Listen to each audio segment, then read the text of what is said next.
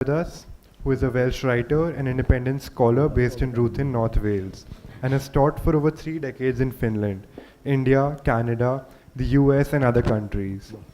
Sir has studied architecture at Bristol University and Jesus College, Cambridge. He has worked in the office of Rema and specialized in Finnish architecture and society. He is currently Associate Professor at Israeli School of Architecture and Urbanism, Carleton University, Canada, and Visiting Professor on Fashion, City and Architecture at School of Art and Design in Guangzhou University. He joins SSAA, Ansar University, as a visiting professor. Apart from contributing to the Bachelor's of Architecture and Master's programs at SSAA, he will be conducting workshops and seminars for faculty and students. It's a pleasure to have you here with us, sir. Now I would request Sir to begin the talk session, the Attention Deficit Disorder.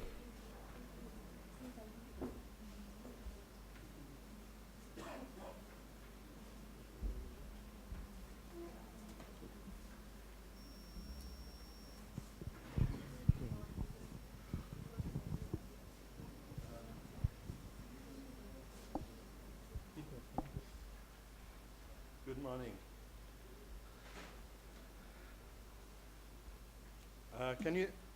Can you hear me? Excuse me a moment.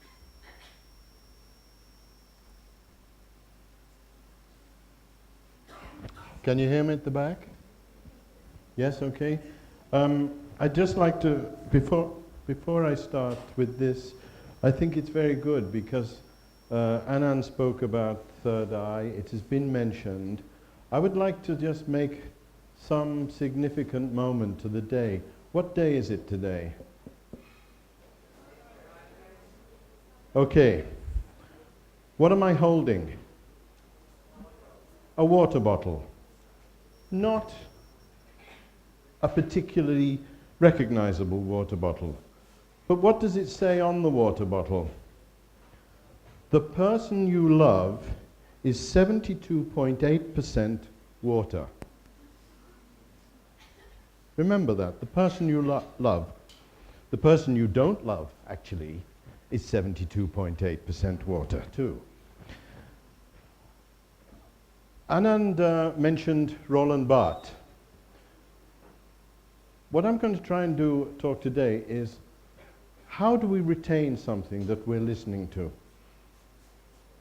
Whether it was Anuradha this morning, Anand afterwards, or do you remember anything about 2 days ago? And if you do, what is it you remember? Do you remember a moment? Do you remember a word? How do you link this to what you have been? How are you the witness? Roland Barthes spoke about the third meaning. Many people have spoken about the first meaning, second meaning, third meaning. Christian Metz in cinema talked about the third meaning. I want to say this is, what's the first meaning of this, first order? It's an object. It's plastic. What's the second order? Well, it's designed like a pouch. Written on the bottle is A5 memo. You know what A5 is. It's a size. You know what a memo is. It's a note. But this is not a note, is it?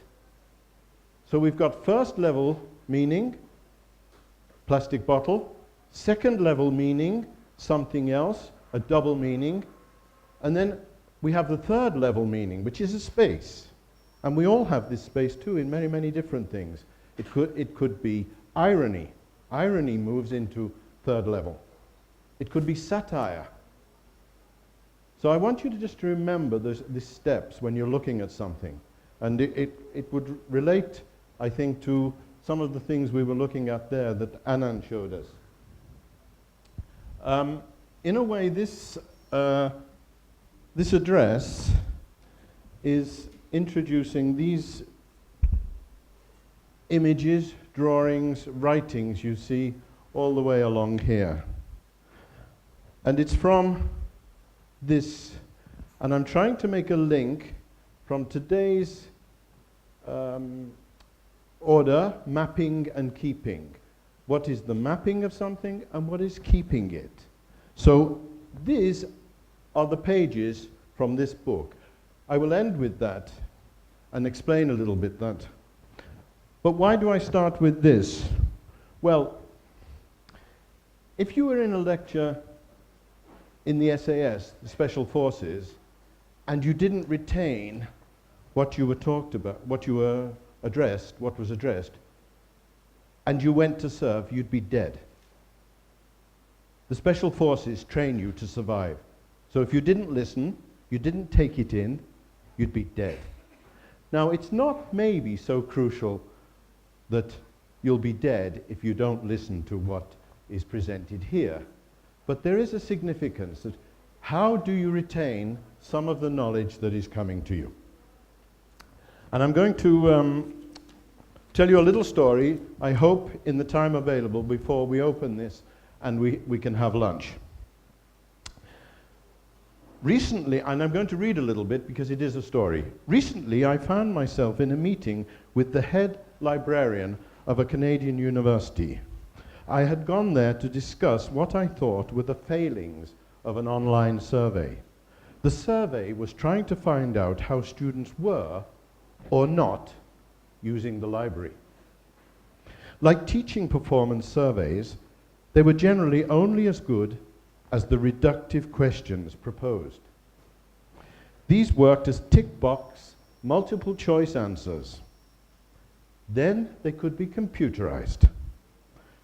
Generally, as an irresponsible professor, I would tell my students to answer in any way they liked. I even suggested that if they wished, they could challenge the survey by inventing their own questions. They could even spoil their online form as if it was a ballot paper. I said, you have that right. They never did. And always the results were very positive. So the librarians were never worried. But one question would be, did the professor provide an easy, simple way for the student to understand the issue presented? Another, did the instructor make it easy for you to learn and retain your learning? Was it presented clearly, without ambiguity? And so on. It was this easy to learn and retention to learning that began to interest me. Given that I discussed ambiguity or satire or irony in my classes and clarity, it was not quite as simple as asking a question on an online survey. The students would laugh. I began to talk to the librarian about these surveys.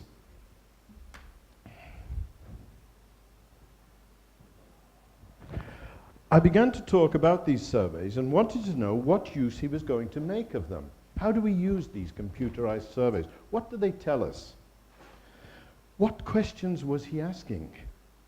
How many times do you visit the library?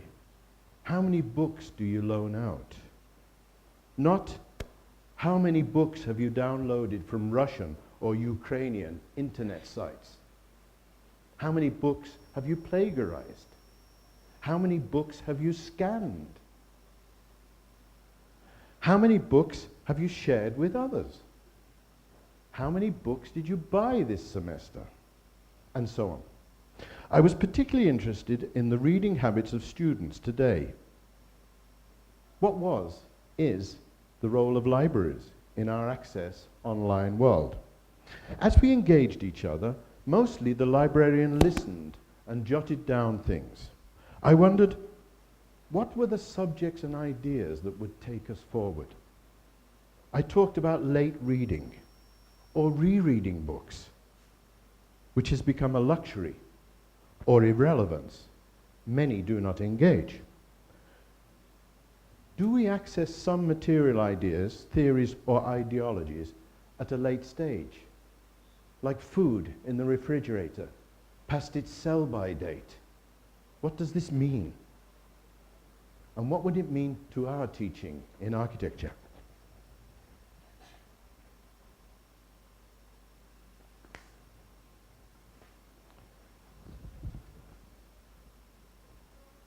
Two books here, The Cult of the Fact and The Teenage Brain. It's only a sign. I hope that when you go away from this lecture, you might remember something, whether it's a visual, whether it's a story, whether it's an idea. And how does that become the kernel for something that is either a drawing, a mapping, a retention idea, whatever. I won't go into this because I don't have time, but it's very interesting that neuroscientists are exploring what was considered hard and soft science in the 20th century. Neuroscientists like Dr. Francis Jensen or Antonio Damasio, some of you, I'm sorry if I'm using a name that you don't know, I hope that they might resonate. Antonio Damasio, who speaks that mapping the brain and the maps inside our brain are part of what he calls now life management. In the 20th century, we would never have used the term life management. We didn't talk that way. So this whole idea of mapping the brain, trying to look through MRI scans, and they can get very far, but they still cannot get to the third eye. So I introduced to the librarian the idea of the hacker ethic. I don't know whether any of you know about the hacker ethic. I think it's worth thinking. It's an idea that's nearly 2 decades old, but the idea actually continues. The hacker ethic was the title of a book from a Finnish philosopher, Pekka Himinen, from 2003. Some of you know Linux. Some of you know open source theory. Where did it come from? Well, this book had a foreword from the friend of Himinen's called Linus Torvalds. He's the Finnish inventor of Linux, the open source operating system. You probably didn't know that. It's available online and you can use it as an operating system. The librarians seem to be unaware that issues of appropriation, sampling, plagiarism, and creative stealing were old ethical issues and not merely applicable to ourselves as digital beings. It's not just because we're digital that we're plagiarizing or moving or sharing or picking from others. It's just got another consequence. So what I thought was happening in this void, perhaps the librarian thought the internet only makes reappropriation. Reappropriation is a useful word. It's used in art theory, so it's not a terminology that you should get frightened of. To reappropriate something, that's what the rap artists are doing, that's what the tech artists are doing, when they reappropriate aspects from another song and bring it into the song. You're all listening to, if you know Drake, you know all this, the way they integrate samples into a new song. So you're very familiar with reappropriation. I didn't know what the librarian was thinking about the underworld. What was he thinking about informational systems? This wasn't new, and it isn't new in architecture. Loaning is passed off as design, ideas are tweaked, sometimes plagiarized, and served up as a new cuisine. It's a new dish for us. But the library still has endless shelves of books. So I turned to the shelves.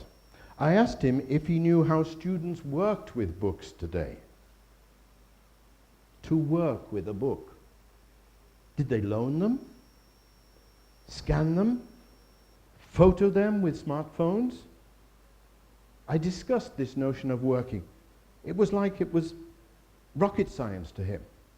I thought this would be what a librarian might know about. How do they really work with a book today? How do you work with a book today? How do we map our reading of this book? Do we? Do we bother? Or has such activity almost disappeared? Perhaps it seems so brief today, he said, as if brevity was all we could manage. What happens to content, then, in brevity? This is The Hacker Ethic by Pekka Himonen. Still worth reading for all of you involved. It doesn't matter, all of us. The notion of hacking is also working into a system and reappropriating and redesigning parts of that system for your own system in whatever way. It's just a verb. We use it all the time in many, many ways. The Formula One drivers and the teams that drive Formula One companies, whether it's Team India or Red Bull or Mercedes, they actually hack each other's information. It's part of a learning process.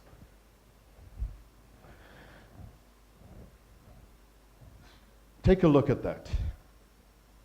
So I'm slowly segueing into these images here that you will see on the wall. It may look a bit formidable, but it's real time. Anuradha talked this morning about doing mapping, taking note. This is how you do it. How do you do real time? How many of you are actually sitting in this room making a map of what you're hearing? Probably no one. So how are you going to retain it? How many of you are secretly recording it on an iPhone? Probably not. Do you know what's relevant? So what I'm trying to say is, what are the things that can spark this relevance for you? Why is something of interest? Why can it work for you? Just to give you an example of this, this is called Enduring Innocence and Special Stupidity. Stupidity can be studied, but it was taken from a book, a lecture, so it was a live lecture by Kella Easterling, who is a very interesting architectural thinker. You can look her up online and you can find books by her, but one of her first books was about enduring innocence, about the oil fields in Dubai and the Middle East and how they become completely transnational areas of the world, which have their own logics, their own architectural space, their own city space in a way, although we wouldn't call it city space. And at the same time, she was talking about a special stupidity connected with the president at the time, George W. Bush. How does this map start? This map started only with an image. It started with this image in the corner. It is space. Your listening is space. So when you're listening, if you have a frame, a canvas, how do you use that canvas? Do you always start your notes top left in a notebook? I constantly speak to my students, whatever year they're in, and try and get them to treat their page as a space rather than an order that they think they start here. So we start with space, and we start with mapping space. So if somebody's speaking and they mention an idea, where would you put it? But you also think, where would I put it because I know I'm going to develop it? That is most important. You're making a story from things you hear. So I might put the word Karachi here because she mentioned Karachi. And it might lead to a whole little narrative about Karachi. Remember, this is empty at first. It's a 1.5 hour lecture, and that's it. And you have to write fast. You're thinking on your feet. But it's a super exercise. And I'm not saying any of you have to do it this way. This afternoon we're going to look at different ways, and tomorrow morning in writing architecture. But I implore you, find ways that you are retaining some of the things you listen to. You can make a song out of it. You can make a narrative. You can make a film script. Anything. But make that jest. I call these calligraphisms provocatively because they're not really calligraphy, but in fact they work as a calligraphic gesture for the way I work. It's writing, yes, but not just writing.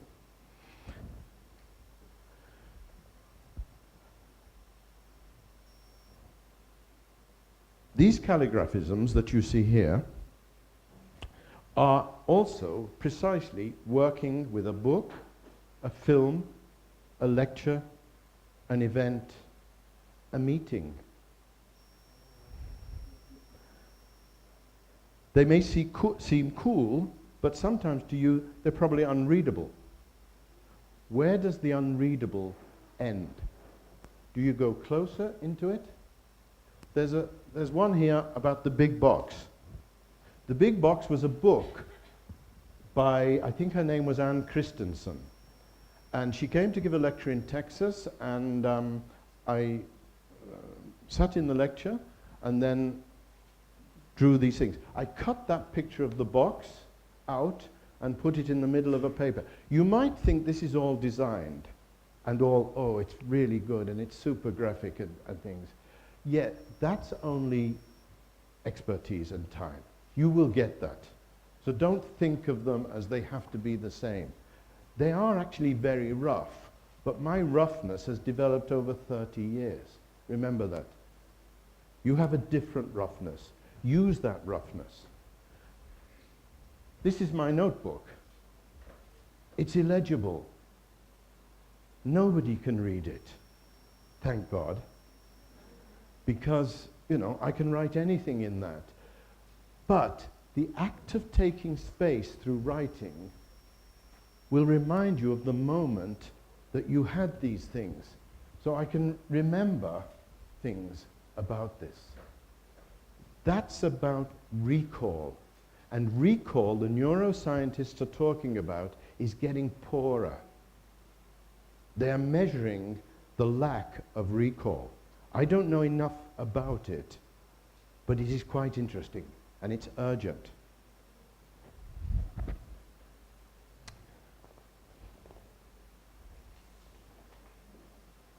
So, at the library, with the librarian, why were we meeting? Why were we speaking? I had something to share with him, but why? And what was I sharing? What am I sharing with you? How was I going to retain our conversation? After an hour leaving him, I immediately jotted down our conversation. These were the notes that became a recalling device. You can invent your own recalling device in any way. Some of you can use audio. But you can see that some of the headings are in boxes, and it's just an order that one makes for oneself. How many of you actually have a notebook? Less than I would imagine in architecture school. How many use a tablet and have a digital notebook?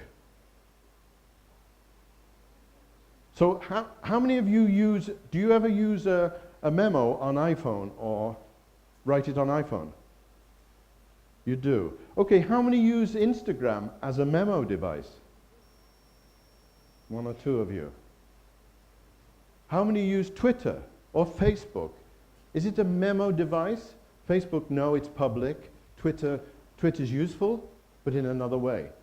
So again, how do you recall? I'll ask you at the end if you have some comments about this. I'd really like to know. So, I'm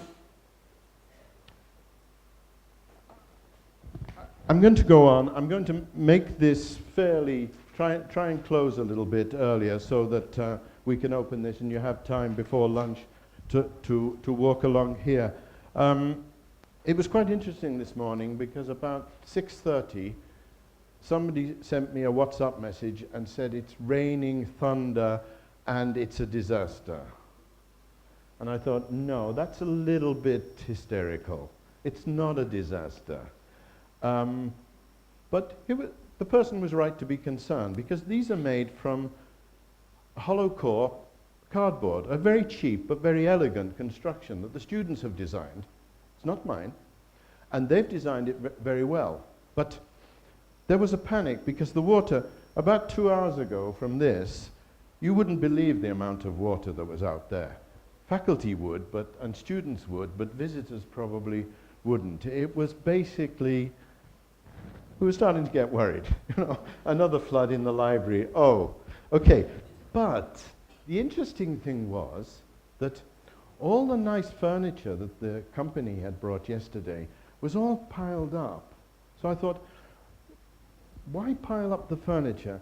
So when you go out there, you will have what we call a poolside experience. It's the poolside gallery. And if you want some music to go with it, go to Beacon House, which is an LA band for you students. Beacon House, LA band, and their album called Poolside. And you imagine sitting there, listening to your music and looking at the calligraphisms. You know, couldn't be better. Which reminds me of Winnie the Pooh. Winnie the Pooh has the golden, you know, it's all about honey, isn't it? It's all about honey. Even love, in the end, is about water and honey. So when life throws you rainy days, play in the puddles. Push it away, yes, but use the catastrophe or disaster to play in the puddles.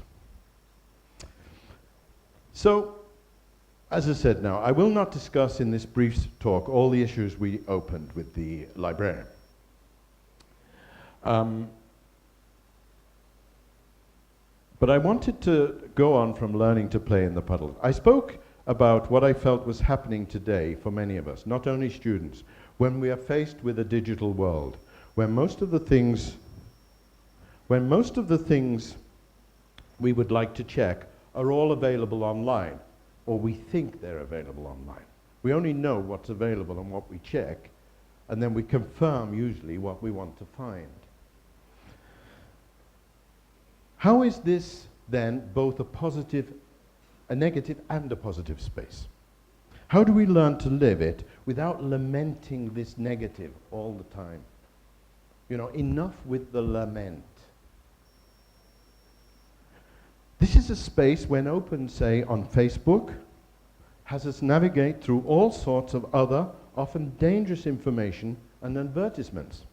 How do we negotiate those? What is this space of reference? A space of corruption to some, a space of investment to others. How, I asked the librarian, could there be a reference space when for most today, especially students, the world of reference is instant and immediately accessible, and usually brief? And if that is accurate and a near addiction, how do we choose what we refer to? Do we take what our instructors say? Do you take what your professors say? Can you contest it? Can you question it? You can question it with some sort of knowledge, with some sort of informed knowledge. Your opinion can be informed. Your gut reaction can be informed. Just as Winnie the Pooh's gut reaction is informed by honey. You can have a logic in the way you react. As I said, do we take what they say? Do we believe our curricular programs, outlines? Do we believe our friends? Do we believe our peers? And if so, how do we recall what we think we have learnt or been taught? That is the crucial thing, something that Mark and Anand were kind of grappling with. You know, how do we do that? How are we going to recall this? How does this become part of keeping the conversation going? That is one of the most important things we have to do, is keep the conversation going.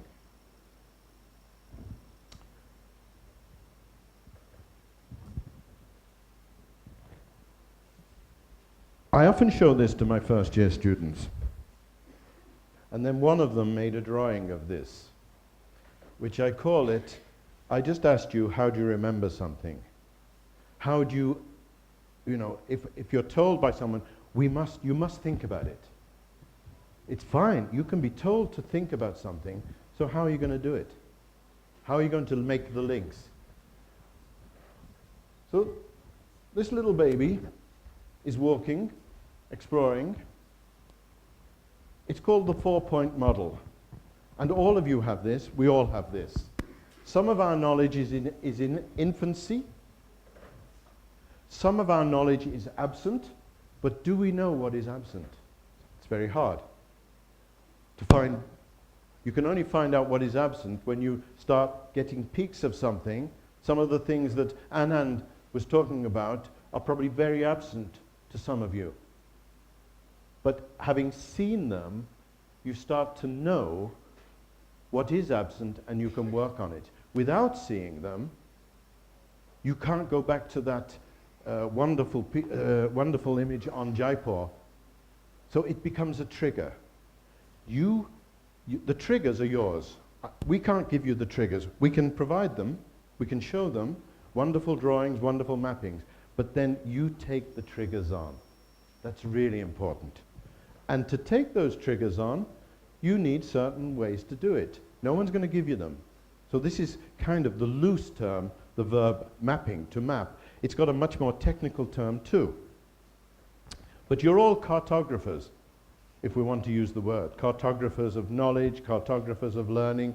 We're cartographers of ignorance, and so on. So this is a model. Some of us are fluent in our knowledge. Anuradha is fluent in the certain gender politics that she was speaking about, and Anand is fluent in some of the things that he was talking about. This is the most important thing, truancy. Truancy you probably know from the English. Do you use it for, if you miss school or class, you play truant. Is that correct? Do you use it in, or do you, what word do you use in India? You play truant. The Americans play hooky. I've never worked out why, but you play truant. You play truant on knowledge. You play truant on learning. You avoid certain things. We do. I do. But the awareness of your knowledge model as a cognitive model can be very useful. Don't get scared of them.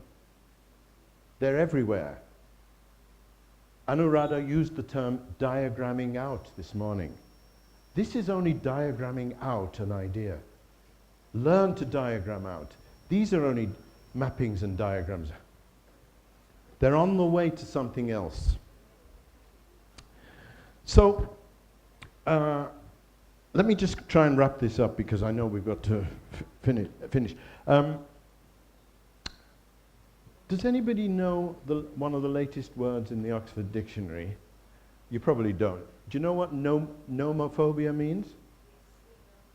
You already know. You know. Do the students, do you know what nomophobia means? No-mo-phobia. What do you think? Work it.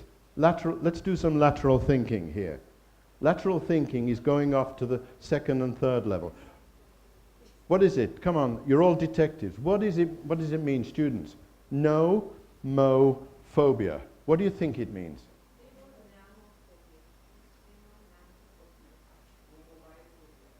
Sorry? Well done. No mobile. So all of you are coming in here. I've got your mobile phone. What if you'd lost it? You'd be, you know, you'd run out. Say, I can't attend this lecture. I've got to find my mobile phone. It's serious. It's the Oxford Dictionary word of the year. So this is not a joke. This has become a phobia. Think why. So, as I said, do we take what our instructors say? Do we believe our friends? So I invented the term retention deficit disorder. You know about attention deficit hyper disorder. The Americans, they give Ritalin, which is the drug, for 3-year-olds because the 3-year-old can't be controlled.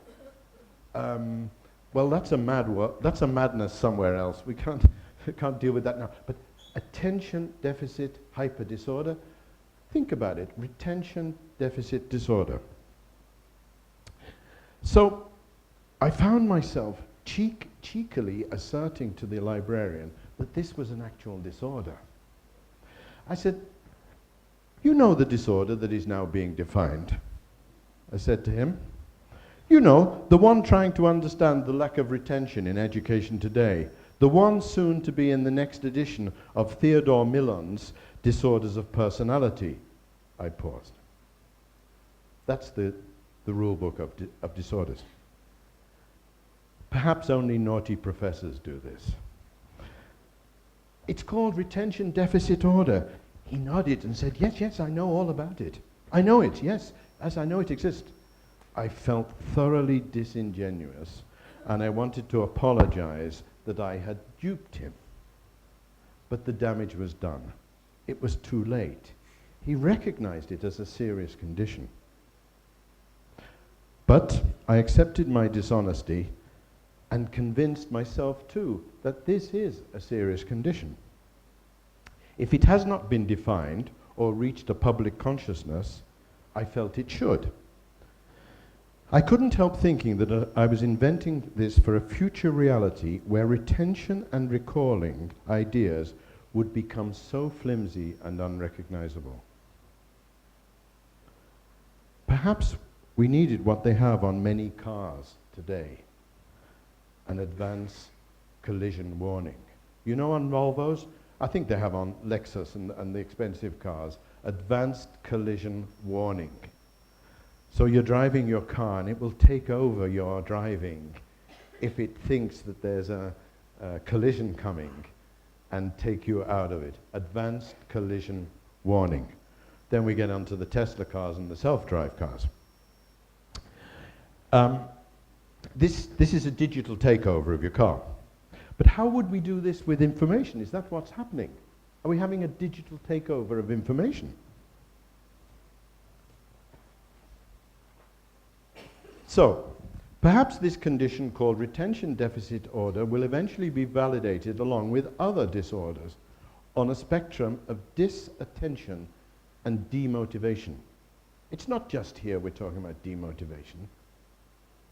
There's a whole new radical brand of clothes called demotivation. That's in the third order that I explained at the beginning. To define your clothes brand as demotivation is not first order, it's not second order, it's third order. You're in another level of meaning here to understand that. Any of you yesterday were in this? How many were here yesterday? Sad. Okay, you remember Sanjoy Roy talked about a horrible chair. He was thinking in the first order. He was being literal. Of course the chair's horrible. But that's what the second order would put in, knowing the chair is horrible. And the third order would use the chair because it's kitsch. So you get literal, ironic, and kitsch. Architecture can be understood this way too. So I'm going to end a little bit to show you and come down to roughness, and I think I'll abandon the lecture there and talk about this. Forget the script. If only we could do that in films. Forget the script. You know, have any of you students, have you looked at, is it Bandsnatcher? The collaborative film? That is going to be much more common in another 2 years, that Netflix will be giving you a whole scripting that you can script your own film. And of course, you can only script your own film from the material provided within the palette. That's exactly true of computer, using the computer in architecture to do with the palette. The palette is there for you to work as a tool. Your story will come out of choosing those aspects. I want to just try and move to the end by discussing this. Some of you may have heard me discuss this before. Has anybody seen this drawing before? Nobody. Okay, good. Students, I would like to address the students because the faculty are much more intellectually aware, and they'll know the meaning of this drawing immediately. Students, okay, there's a drawing. It's a mapping. It's a simple recalling device. Anybody give me any idea what it is? Shout. Anybody? Okay, let's be detectives. Let's lateral. Okay, first order. Brilliant. The literal level. You read it literally. Yes. It's sequential. Agreed? We all know what a sequence is.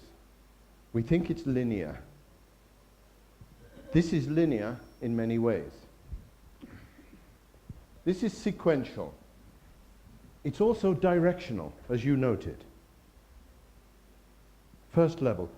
What information does that give us? Anything further? Could be anything. So how do we, what knowledge, remember the little cognitive map? What knowledge do you need to know what this is? So that's the backstory. All of your work in architecture and learning today has a backstory, and you apply it. You don't just pass exams and then move on to the next. You're applying it in levels. That's where you get the complexity and where you get the chance to start third, fourth, fifth year understanding a little richer complexity. And again, never be afraid of complexity because it has some clarity in it also. So let's try and go on. Any of you have never heard of lateral thinking should look at the work of Edward de Bono from Cambridge in the 1960s and 70s. Not because it's that era and it's particularly, but de Bono spoke about lateral thinking. You're all thinking laterally at the same time as you're thinking singularly. This is really important for you as students. So let's try and think laterally now. We know this is a sequence of orders. Anything else? It's got a little barrier, maybe, something? What might that be? Anything? Think metaphor. Think the drawing as space and how you would draw. So I'm asking you to come back as a detective to back. If any of you have seen the latest Sherlock Holmes and Cumberbatch and the way that you're used to working the plots in Sherlock Holmes very, very acutely. Many of you watching these can see the way it's constructed, and it's brilliantly constructed. So we're going backwards here. We're trying to look at the. So okay, I'll give you a clue. Not that this might. Let's see. You know, as I said, fluency, truancy, absency, infancy, in terms of the mark. Okay, let me give you a clue. It's drawn by a 7-year-old child. Does that help us? Does that sort of information help us? Go? An obstruction. Yes, it could be. No,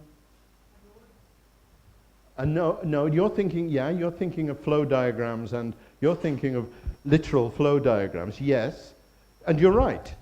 But this is also explaining something else.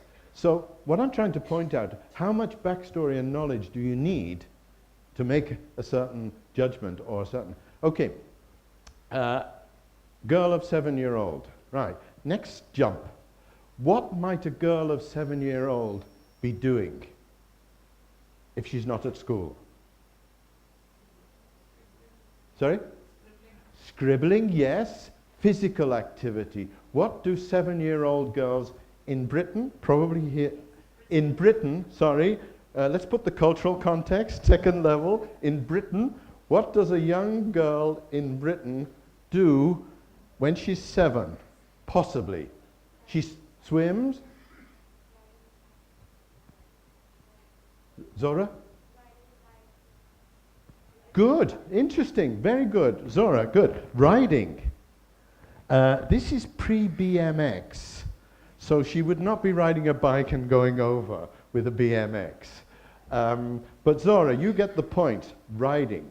What else would a 7-year-old girl be doing? Riding? Horses. Brilliant. Now reread it. She's riding horses. Look at the accuracy of the drawing. Well done. Yeah, it is. And what's it called in? You use it in India, the same term. Gymkhana. We use, probably have taken it from you, or I don't know why it's called the Gymkhana. But the Gymkhana, this is a Gymkhana course for horse riding.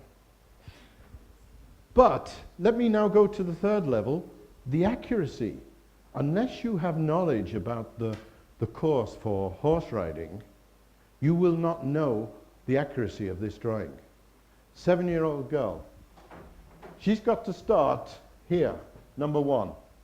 Okay? She knows that number 2 fence is a long route. She's got to get speed because that's quite high. You can't tell from that. So you'd have to have a different knowledge for that. So she takes a big sweep. She doesn't go across here. She's got to take the horse around. You have to take the horse around to approach a fence straight. If you approach a fence, you know that the horse only, it doesn't have its direct. It only has it has 350 vision, but it has a blind spot. If you don't bring the horse straight on the obstacle, it won't go over it. It'll jump. It'll go into the fence. So you've got to come straight. So she's drawn exactly the route that she has to take to come into that. Now she's got a double. To do a double, you need speed. So you move from canter to gallop. That's the knowledge of, horse training. So she comes out of number 2, she gallops so that she comes pretty steep turn, and then she gets over the 2. Then she goes right round. This is the most difficult jump, the 6 and 7, because it's high. So she takes the big circuit over 5, single, and comes into this, 6, 7. The most difficult thing when you're on timing in this is this one. Number 7, and finally off the number 8. That's your time code, and many knock that down because they're trying to reach a time thing. All I'm doing, showing you that is, we're going to finish soon. Sorry. My daughter drew that at 7 years old. I asked her, I said, how do you know what the route is? And she took out a Post-it, and she drew that on a Post-it within, I don't know, 30 seconds. That ability to recall is really crucial. So find your ways to recall. Find your ways to retain. Okay? So that we don't have this disorder, and hopefully I am not right that this is not a serious disorder, but keep recalling your whatever you're learning in some way and experimenting with it. The canvas, whatever you use, is yours. Okay? Thank you very much. I better stop.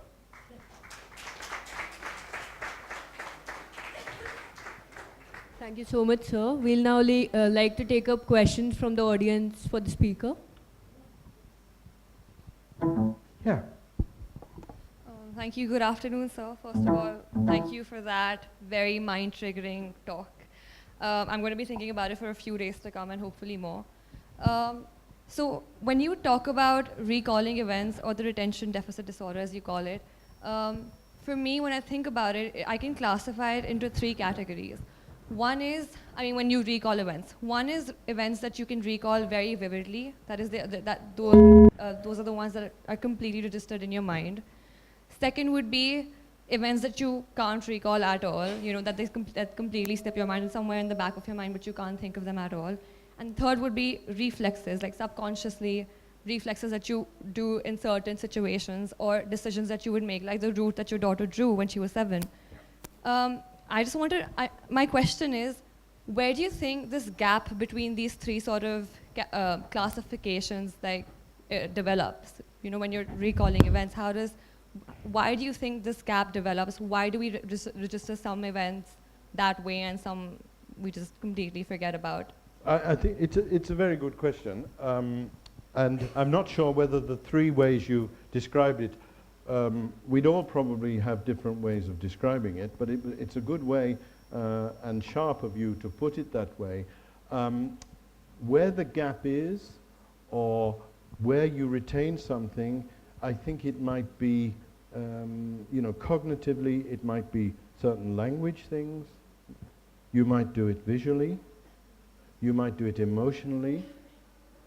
You might remember something through smell. So the senses could work.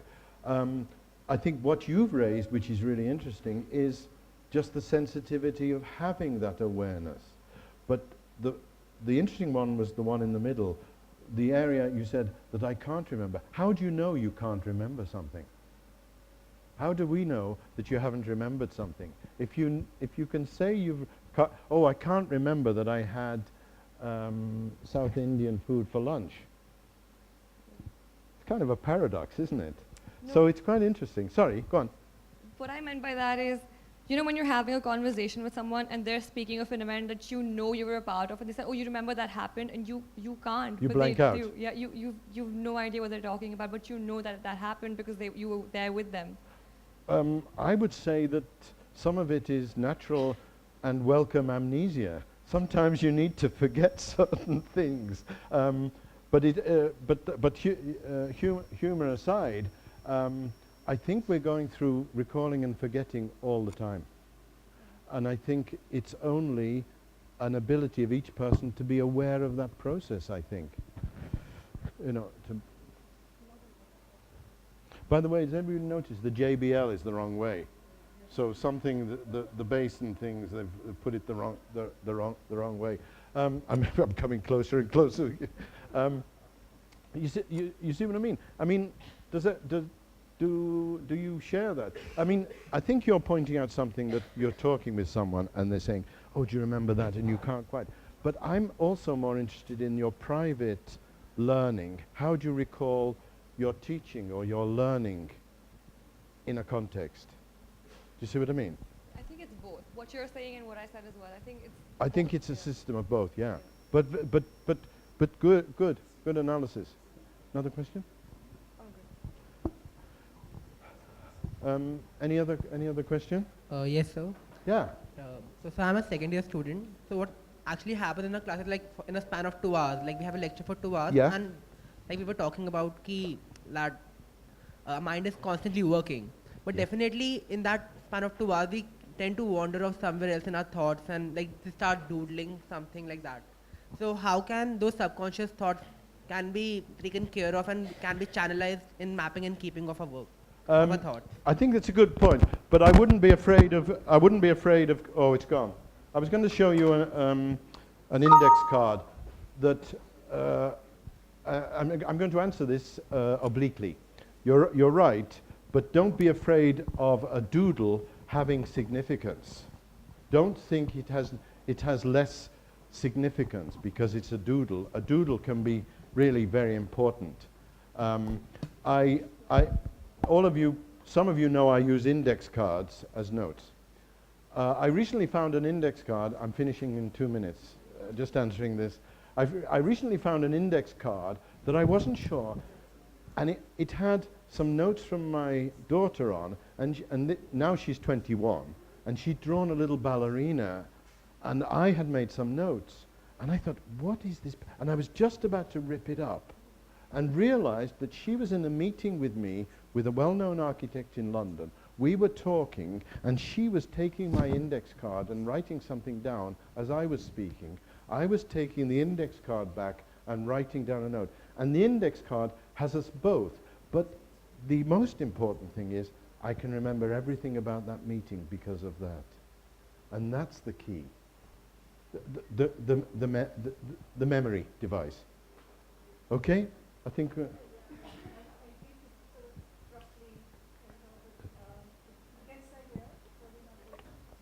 okay, so use your rough details. Don't think in terms of rough, tidy, and smooth.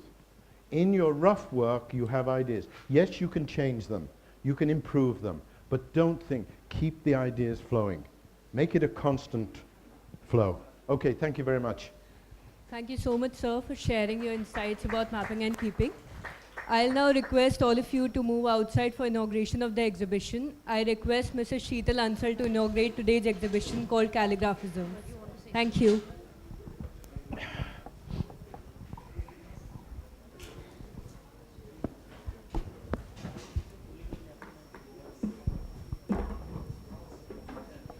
Sorry? Well, just Yeah, half a bit. no.